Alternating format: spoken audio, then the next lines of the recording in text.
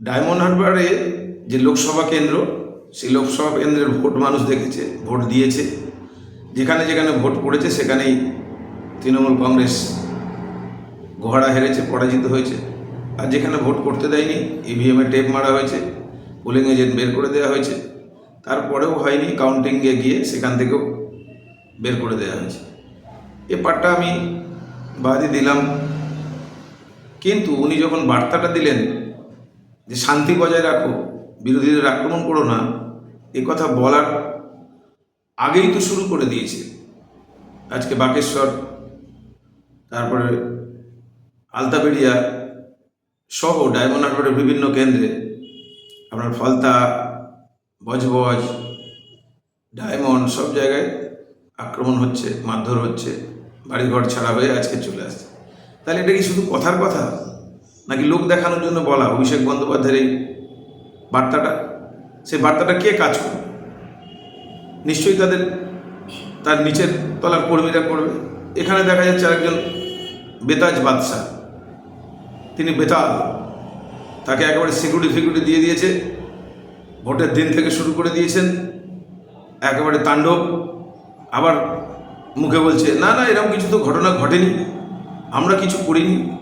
প্রত্যক্ষ দিবালোকে ভোটের দিন আজকে তুমি বাইক বাহিনী নিয়ে, সামনে সিকিউরিটি আর পুলিশ নিয়ে, আর পিছনে হারমাদ নিয়ে, বাইক বাহিনী নিয়ে একের পর এক বুথগুলোকে ভেঙেছো, মেরে অখিল মান্নার মাথা ফাটিয়ে দিয়েছো, 10খানা সেলাই হয়েছে, আমাদের যুব মোর্চার নেতৃত্বদেরকেও মারধর করেছো, কাউকে বাদ দাওনি। আবার তুমি বড় বড় কথা বলছো। ওখান থেকে এসেছিল চকে নাথনগরে, ওখানকার মানুষ বলেছে না ভাই এখানে কিছু অসুবিধা নেই, তুমি চলে যাও, চলে গিয়েছিল। ঠিক তেমনি করে আজকের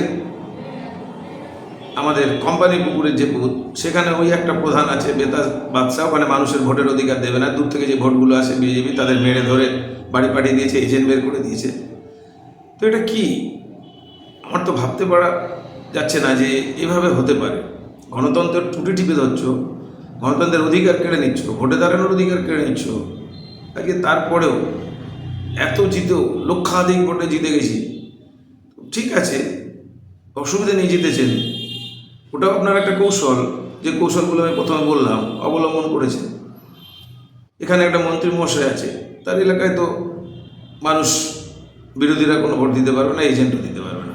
দুটো এজেন্ট বসেছিল কুলের দাঁড়িতে, তাদেরকে আবার ঠিক ভোট শেষ হতেই তাদের এমনভাবে তারা করেছে, মারধর করেছে, তারা বাড়ি ছাড়ে। তো পানাকুয়ায় তো এজেন্ট, মানুষ ভয়ই খাচ্ছে, আগে থেকেই, ভোটের আগে থেকেই মারধর শুরু করলো। আজকে সুলভ পাত্রের মাটা ওদের জন্য মরলো। আরে মা তো মা, তোমাদেরও মা, একটা লজ্জা হয় না? তোমাদের অত্যাচারে তার মাটা মারা গেল, তারপরেও তার এখন ক্রিয়াকর্ম বাকি আছে, আবার তার বাড়িতে ইট মারছো, ভাঙচুর করছো, নির্লজ্জ বেহায়া। আমাদের কি মনুষ্যত্ব বলে কিছু নেই? মানবিকতা বলে কিছু নেই? আজকে আলতাবেড়িয়া থেকে মহিলাদের পর্যন্ত তারা রেপ হওয়ার ভয়ে পালিয়ে যাচ্ছে। এটা কি অবস্থা হচ্ছে? কেন হবে?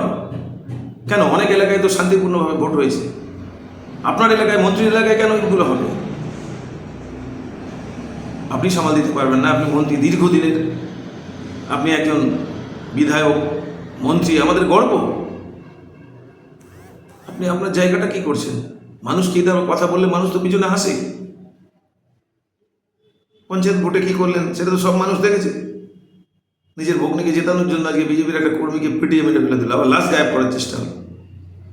আমার মনে হয় সাধারণ মানুষকে শান্তি দিন, আপনারা শান্তিতে থাকতে দিন, আপনারাও শান্তি থাকুন। কেন অশান্তি করছেন? সবার শান্তিভাবে বাঁচার অধিকার আছে, ভোট দেওয়ার অধিকার আছে, ভোটে দাঁড়ানোর অধিকার আছে। আজকে ওখানে বেতালকে সিকিউরিটি দিয়ে সব কিছু দিয়ে রেখেছেন, কেন? কি কারণে? কিসের ওখানে? ওই এদিকে তো বিষ্ণুপুর 1 নম্বরে তো সভাপতি আছে, ওই তার কোনো সিকিউরিটি লাগে না, সে তো এমনি ঘুরছে, এমনি ঠিক আছে মানুষের। তো এই বিচারিতে কেন? কারণ ওকে দিয়ে গিয়ে ওগুলো করতে হবে, এটা কার নির্দেশ? আমি অনুরোধ করব, বর্তমান যিনি এমপি হয়েছেন অভিষেক বন্দ্যোপাধ্যায়, তাকে জেতার জন্য যেভাবেই জিতুক, জিতেছেন শুভেচ্ছা, এবং এখানকার যিনি মন্ত্রী আছেন তাকেও সম্মানের সঙ্গে জানাচ্ছি। আপনি এলাকাটাকে মুক্ত করুন, এলাকাটাকে শান্তি রাখতে দিন, মানুষকে শান্তি দিন, এইটুকুই আমার বলার ছিল। অন্যথায় জনতা জনার্দন তারা সমস্ত কিছু দেখছে, ঠিক টাইমে ঠিক সময় তার জবাবটা অবশ্যই দেবে।